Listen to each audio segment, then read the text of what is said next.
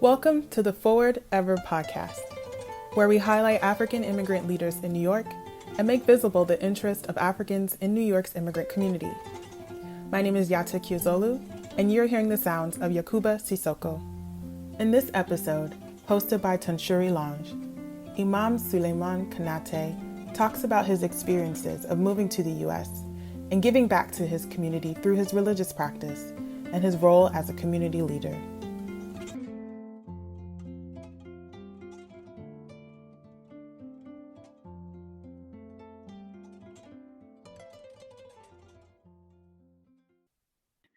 Hello everyone, welcome to the Forward Ever podcast. Today is March 19th, 2021, and I'm your host, Tunshore Longe. Today I have with me a very special guest. Could you please introduce yourself? Souleimane Konaté, resident Imam of Masjid Aqsa Salam, located on 23 East 115th Street, originally from Cote D'Ivoire. Thank you so much. So you mentioned you're from Cote d'Ivoire. Did you grow up there, and what was it like? Yeah, I grew up in Cote d'Ivoire, where I used to, when I was, because I came from a family, my grandfather was a sheikh, and my great uncle was a sheikh. Therefore, they taught me the Quran when I was a young little boy. And from there, I start learning, and from learning, I start teaching also. From teaching, my young age, I left Cote d'Ivoire to Egypt, and from Egypt to Saudi Arabia, where I graduated from King Saud University in Riyadh, the Kingdom of Saudi Arabia. Do you speak multiple languages? I do. What languages do you speak? I speak Arabic fluently because that's only language I'm studying. But I speak a little bit English, French, and my mother language is Madinko. Speak a little bit of Spanish also. I speak a little bit of everything. Wow, yes, that's so incredible. You're really, really knowledgeable on languages. I only speak one language, so I'm very amazed. So yeah, we talked about how you've lived in various African countries. Why did you relocate to the US, or when did you first come, and why did you first come to the US? I came to New York about 1991. Like I said, I left the country when I was teaching Arabic language and Islamic culture. Went to Egypt for more knowledge, for more Islamic cultures, for more Sharia knowledge, etc., etc. And from there, I went to Saudi Arabia, and I was accepted at the King Saud University. And I continue with the same specialty, which is Islamic culture or Sharia knowledge. And from there, I transfer from College of Education to College of Modern Art, where I choose as a specialty, as a major specialty, communication. And one of the teachers encouraged me by telling me that go to United States and try to learn more about the communication before you go back to your country, and you will be so helpful, inshallah. That's the reason I came to America. I came here for a degree in communication because the communication is my major, you see. And I came finally for my degree in communication. And Allah is the best of the planners. Imam, somebody who came here for his degree and he became Imam. Only the destiny of Allah subhanahu wa ta'ala, yes. Wow, yes. Thank you so much for sharing. That's a very inspiring story. It seems as though you really took hold of the opportunities that are presented to you. So you mentioned you came here in 1990. You remember, some of your first impressions when you were here? did you have to make any adjustments to your life? Yes, I do. Like I said, I came here for degree in communication, right? Mm-hmm. Or more experience when we come to journalism or communication. So what happened is that living Saudi Arabia with the Holy Kaaba, Holy Mosque in Mecca and Holy Mosque in Medina, coming to a country like America. So my major problem was that I'm leaving now the Kaaba and I'm going to America. I don't even know if there was a masjid here, the mosque. I came and I found my people that, they used to perform their prayers at the only one masjid, at the only masjid at that time in Harlem. The only masjid we know. We knew was Malcolm Shabazz Mosque. It's still there on 116th Street and Lenox Avenue.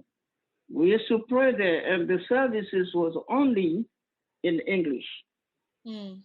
And then we start going to 72nd Street, Islamic Cultural Center, 96. It didn't exist at that time. Mm-hmm. There was no 96 Mosque on Terra Avenue.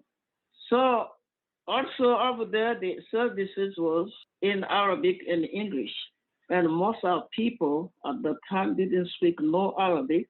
So that's when we start mobilizing people to open our own house of worship, Mm-hmm. where we can communicate with people in our mother languages, Mm-hmm. Fulani, Hausa, Mm-hmm. Wolof, Madinko, etc., etc. Mm-hmm. And by the grace of Allah, by the grace of God, we made it.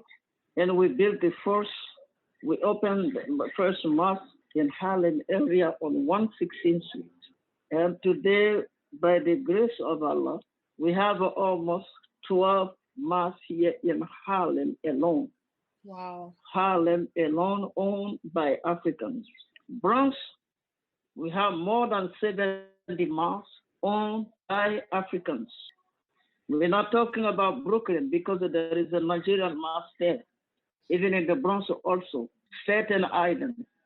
So since I was a part of the people, I was among the people who mobilized the members of the community to have our own place of worship because of the language barrier. Mm-hmm. I was chosen as the first imam to lead the community. Since then, I'm here as an imam. So didn't go back to school, and I'm still here now, helping people, solving their problems, financial issues. Yeah, that's a little bit of history when I first came to America. Wow, yeah, and like I said, your story is just so inspiring, and you've really, really had an impact on your community. And I wanted to ask you, you've already mentioned a few, but if you could please tell us a little bit about your leadership roles, some more of your leadership roles. I know you have several, so if you could just please elaborate on some of the leadership roles you have. Because Imam is the Arabic language, for sure. Mm-hmm. Imam is the Arabic language, but the meaning of it is the leader. Imam means a leader. A leader of the group is the helper of the group and servant of the group, because you are there as the leader to help and to lead. Not only that, to solve the problems, to fix the problems in the community.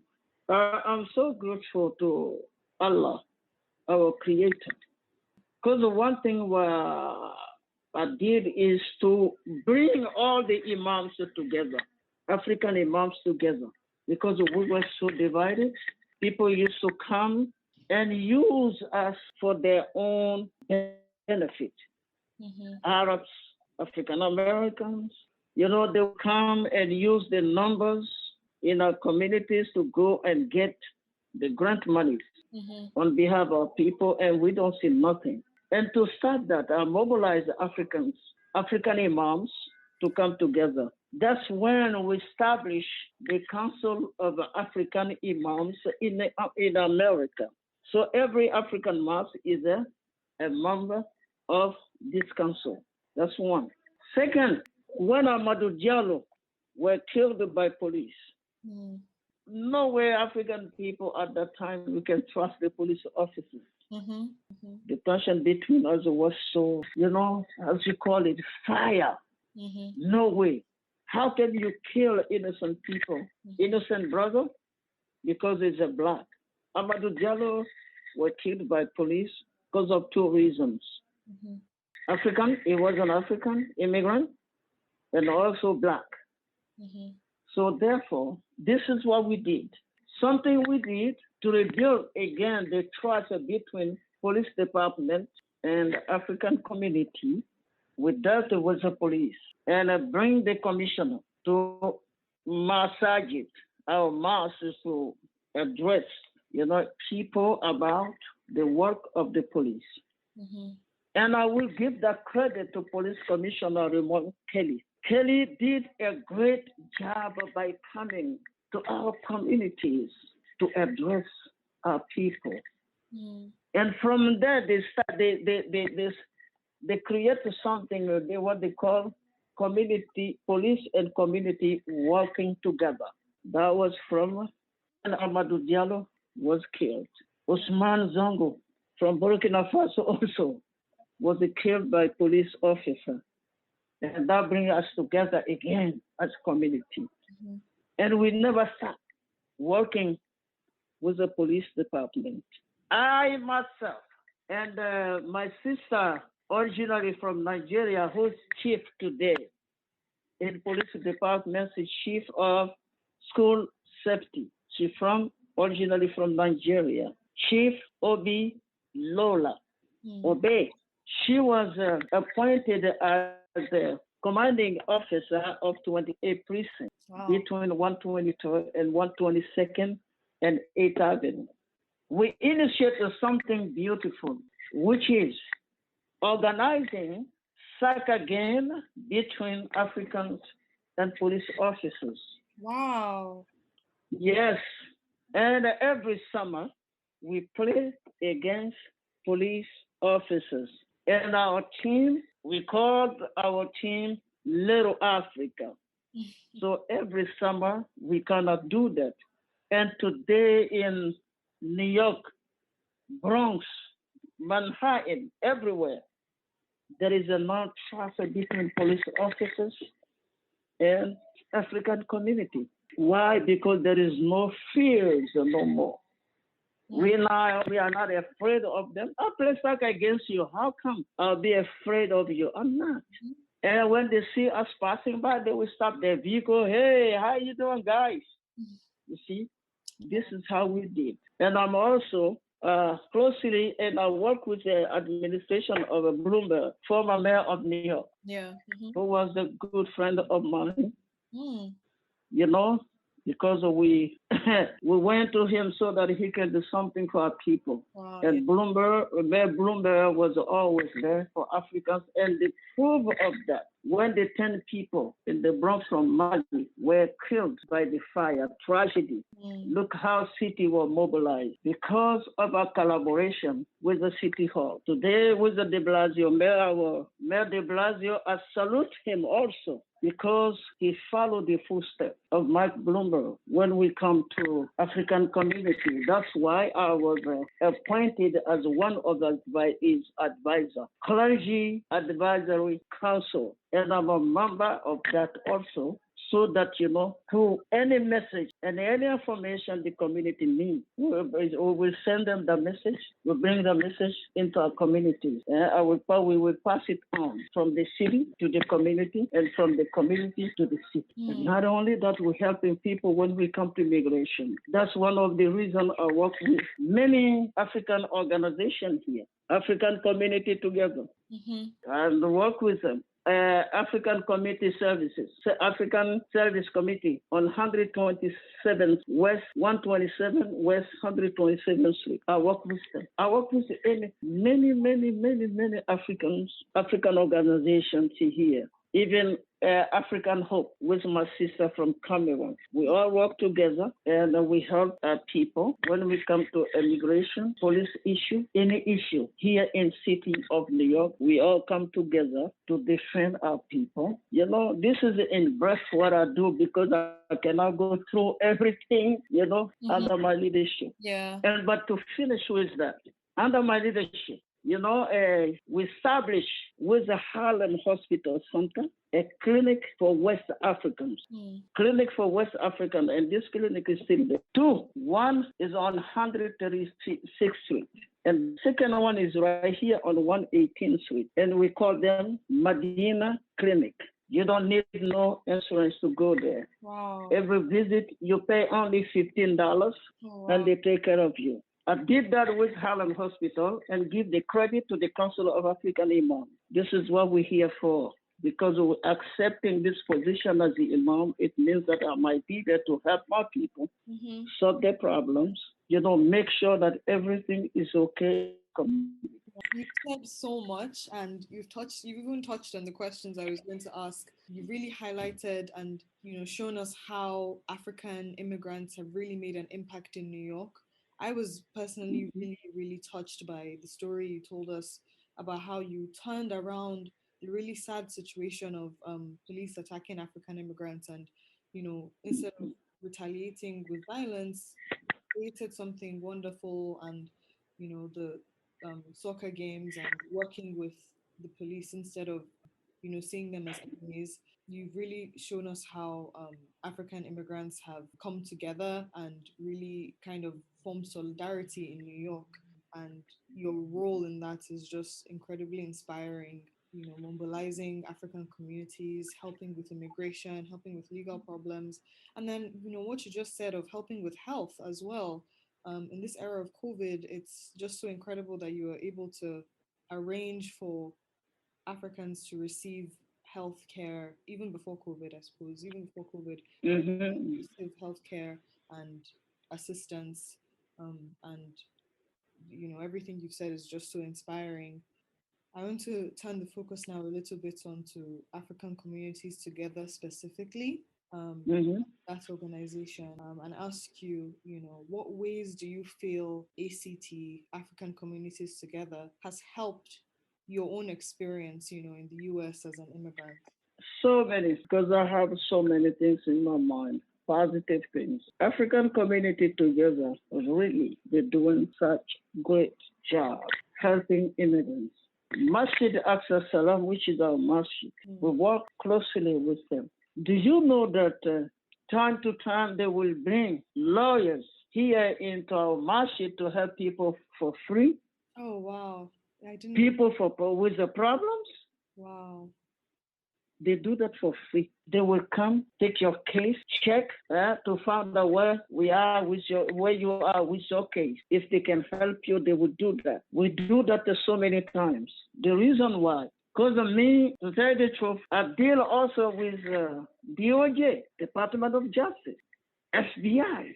Wow. I do deal with FBI because, you know, before the COVID-19, we used to go to the headquarters of FBI to teach them, you know, the differences between Islam and terrorism. And, you know, we used to do that. I do deal with NYPD because it's more than 20 years now. I'm clergy liaison member with NYPD. So we do some forums here in our mosque. Even once when President Trump was elected, and you know, there was a fear in the community. We invited FBI here in our masjid, DOJ, Department of Justice, police, state police were presented, NYPD was here, immigration was here, even I was invited. I still have the video. I can share it with you. So we do that kind of, you know, forum sometimes to tell our people not to be afraid. Nothing will touch them because we deal with, you know, leadership. We deal with the leadership, and when we come to in terms of, you know, local, state, and federal. because I deal with all the senators, Congressman Adriano, Senator Gillibrand. I know all of them. So that any issue, any problem, we can take that to their attention, and then they will help us, when we come to immigration. That's one of the reasons immigrants, African, African communities together. That's how them and we come to a conclusion that we need to work together, because alone, we're not going to make it. Mm-hmm. But together, we will make it. Yes. So they are our partners. We are their partner, and they are our partners. And we're going to keep working together till everything is okay in this community. Wow. Wow. I feel, very honored to be speaking with you, like I said before, and I'm just continually amazed by the impact you have had and the impact ACT, African Communities Together, has had on Africans in New York and the experience of immigration. Again, I just want to thank you for sharing all of this information and stories with us. So one of my final questions, you shared a lot about the past, about your current impact. What do you see for yourself in the future? What does the future hold in store for you? The future of Africans here is a positive, because now we are mobilizing them to integrate the system. Problem of the Francophone is one problem. Putting in their mind that I'm going back to Africa, and you here now 40 years, you here now 35 years. You see, bring your wife, have children here, grandkids, now still thinking about going back to Africa. We need to stop that, to integrate the system. Today, we are mobilizing and pushing our kids who went to school here. We are trying to putting them in a position of leadership. And we started with the Assemblyman Charles Ford, who's representing Staten Island today in Albany. I met Charles Ford, young man, very smart, with the Mayor de Blasio. He used to work for Mayor de Blasio, Community Affairs Unit. And during that time, him and we met and we discussed. I said, Charles, you are very intelligent, very smart.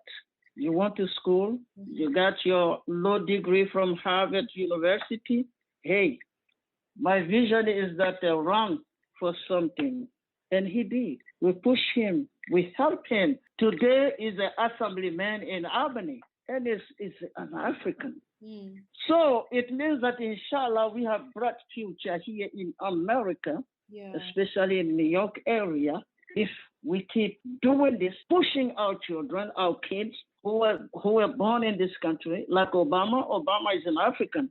He's an African, and he became president, 2 terms president here in America. It means that everything is possible, but we need to integrate the system, push our kids, put them in position of leadership, and we can do that. That's why I see bright future for Africans making here in New York. Look at the administration of President Joe Biden.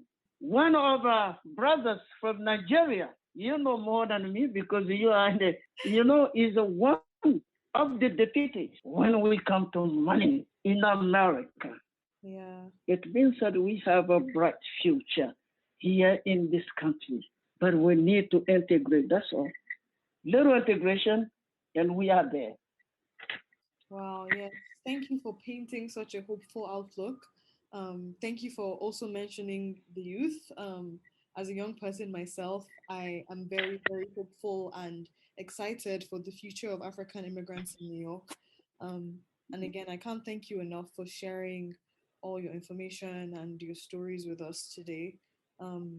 Before we go, is there anything else you think we should know, the listeners should know? Inshallah, everything has been said, but I have to mention that I'm the General Secretary of the Council of African Imams. We're still working together, and we're still opening new masajid, and we are mobilizing, encouraging the new masses, in the community to join the Council of African Imams in America, because all of us together, with your help. With your help out there, I think we can make it. Thank you so much for having me. Thank you so much for thinking of me. And thank you so much for this opportunity. May God bless you and bless African community in America and bless America. Thanks for listening to the Forward Ever podcast, a collaboration between African Communities Together and Barnard College. To learn more about African Communities Together and the many ways you can support our mission, visit our website at africans.us or follow us on social media.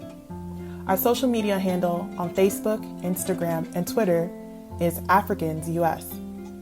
Like, comment, and share. Forward ever, backwards never. Who are we? ACT! Who are we? ACT!